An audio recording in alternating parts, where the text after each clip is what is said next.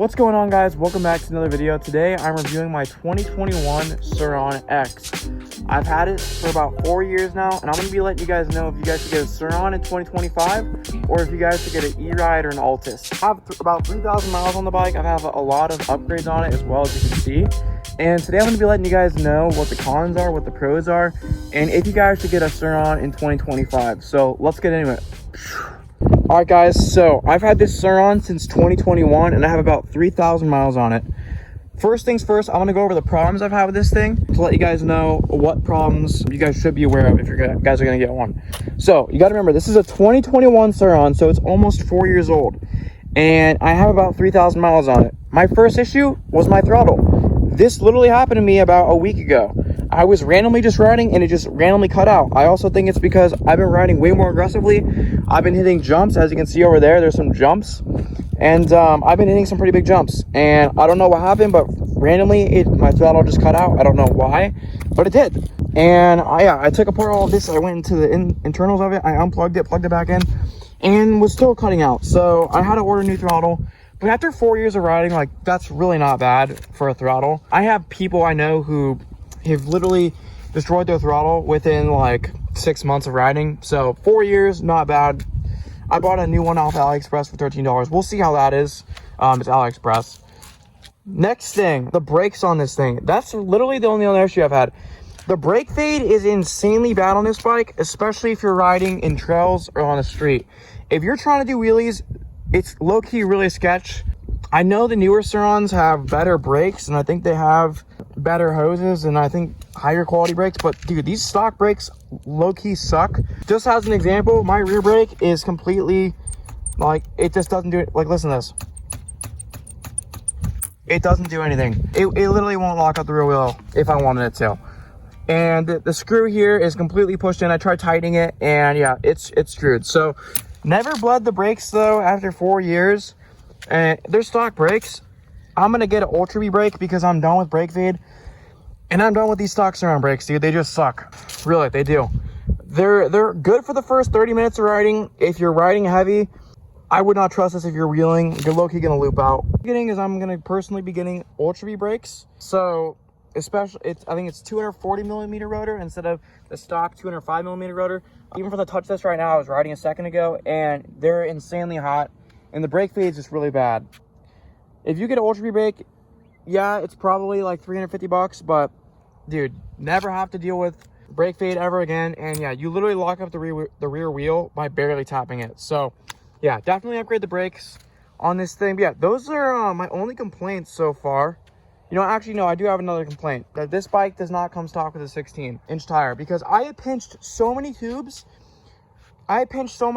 Just casing jumps, just like giving it a lot of throttle and like the inner tube spinning and then completely getting popped. That is definitely one of the downsides of this Suron. And to be fair, it's a 2021, but still in 2025, Suron still hasn't even upgraded the stock rim size. And I think that's ridiculous. Like, they should seriously upgrade this and the brakes. That is a serious concern of mine. And honestly, I haven't been pinching tubes recently, but if this is not tight, this little bolt right here, you're screwed. And you need a good tire too. So honestly, I just wish that this bike came with a 16 and didn't come with the 19. The front 19, that's good. Definitely would recommend getting a 16 KKE, which is what I'm planning on getting. My friend has one and it's super good. He doesn't pinch tires, he gets massive step ups, massive jumps, and he's all good. All right, so now that I've listed the complaints, now I'm gonna tell you guys what my favorite thing is about this bike. My first favorite thing is the weight. This thing is so light, guys. You guys do not even understand. It's 110 pounds, and it is insanely light. Compared to when I ride my friend's MX-4, I've also ridden an E-Ride 2.0. This is the lightest out of all of them. It's also the most compatible to upgrade and the easiest to upgrade because Suron's been out the longest, which means it has the most upgrades. For example, just give a quick rundown on my upgrades. I have a direct stem mount. It's the fun one, Fun Riser, the one that Suron has. I have carbon fiber spacers. I have upgraded Renthal armored grips, both on this. Cable management, I have an ODI plate, because this is what every Suron kit has. It says too fast for you. And it has Prickly, Baja Designs, Chai, all that stuff. Shout out to MX Designs for this plate. Look, he was sick. or the graphic. Yeah, ODI front plate. And then I have a light off electrics. This is literally insane. I believe it's 8,000 lumens. And yeah, during the nighttime, it is ridiculous. I also have the switch for that as well. And yeah, the best upgrade I have on this bike, I have a Torp TC500 controller. Another day I'll have to give a review on this, but yeah, this is just insane. It wakes up the bike so much. It works with the stock battery BMS system. So I paid about $1,250 in total for the whole setup that comes with the display. When I turn it on, it's really, really cool. It shows I'm currently in daily mode. I can go in sport mode. I can go in eco. I can adjust, yeah, about 1,200 miles on just the Torp controller alone. So I have about 3,000 total on the frame, but yeah, 1,200 on just the Torp controller. So yeah, really good controller. Definitely recommend. Stock Suron is about 6,000 kilowatts. This is, I believe, 7,300. And yeah, it was a really simple process of putting it on. Shout out to my friend's dad for helping me put that on. But yeah, it's insane. It wakes up the bike.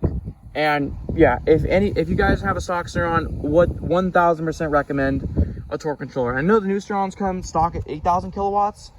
Definitely would recommend it. Another upgrade I've done was the Pro Taper 3-inch risers. These have literally been a lifesaver. It makes it 10 times easier to ride because it's raised up by 3 inches. Would recommend anyone. Really, really good. Haven't had any issues. I've also upgraded the pegs. When I first got the bike, we upgraded the pegs. I don't know where we got these. I think eBay. But yeah, the springs are way bigger. And I've only lost a couple of whatever these are. But yeah, I've only lost a couple of them. Another upgrade I've done to the bike is a Guts racing seat cover.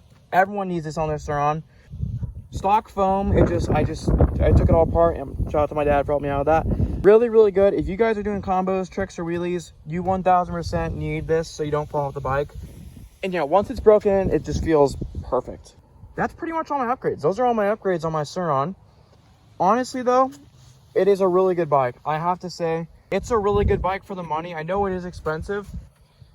If I were to do this again, and if I were to buy a bike in 2025, what would I personally get for the money?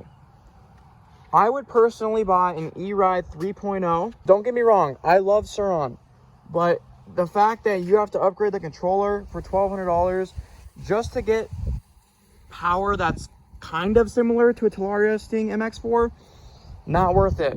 I will say though, Suron beats every other bike in the weight category. There's no other bike that is as light as this bike, and for that reason I give a point to Suron, because come on, like, that's what bikes are 110 pounds now. Every bike's like 150 to anywhere to 180 now, and it feels like you're riding a full-size bike, which that kind of defeats the purpose of having a bike like this, like being able to go around, ride whatever, go ride up that, do wheelies, like jump stuff. I don't know, there's just something fun about having a light bike, and that's something that most companies don't have. Another thing I would get rid of is the belt. 1,000% get rid of the belt. I like the gearbox idea that Talaria has. Just replacing a belt, having to do the jack shafts, to take off all that, the whole pretty much axle, all of this is just a really big inconvenience. And yeah, that's something I would definitely recommend that Suron gets rid of immediately, is belts. Honestly guys, it's a really good bike. I love the weight of the bike. Also the mods that you can do on this thing is crazy. I mean, like, this bike has the most mods that you can do to it because it's been out the longest. But honestly, if I were to rate this bike on a scale of 1 to 10, I would give it a 7. For the problems I've had and for how long I've had it, wonderful bike, really good bike. Would 1,000% recommend. Anyways guys, that's gonna be the video for today. I appreciate all you guys for watching. Yeah, finally gonna start consistently uploading. More videos coming soon to you guys. Let me know what you guys want to see. If you guys want me to do a full review of the Torp controller that I have, or what else you guys want to see. Really do appreciate you guys watching. Hopefully this is a better video than what you guys have seen in the past. And yeah, my goal is to get to 5,000 subscribers in the next 3 months. I believe that we can do it, honestly. And yeah, another one of my goals too is to get Eridepro to send me a 3.0 on that I can review. So I'm gonna start reviewing bikes. I'm gonna post weekly every Wednesday at 5 p.m. So watch out guys, because there's more videos coming out to you guys very, very soon. Yeah, I appreciate you guys for watching. Yeah, I'll see you guys in the next one. See you guys next Wednesday. Peace.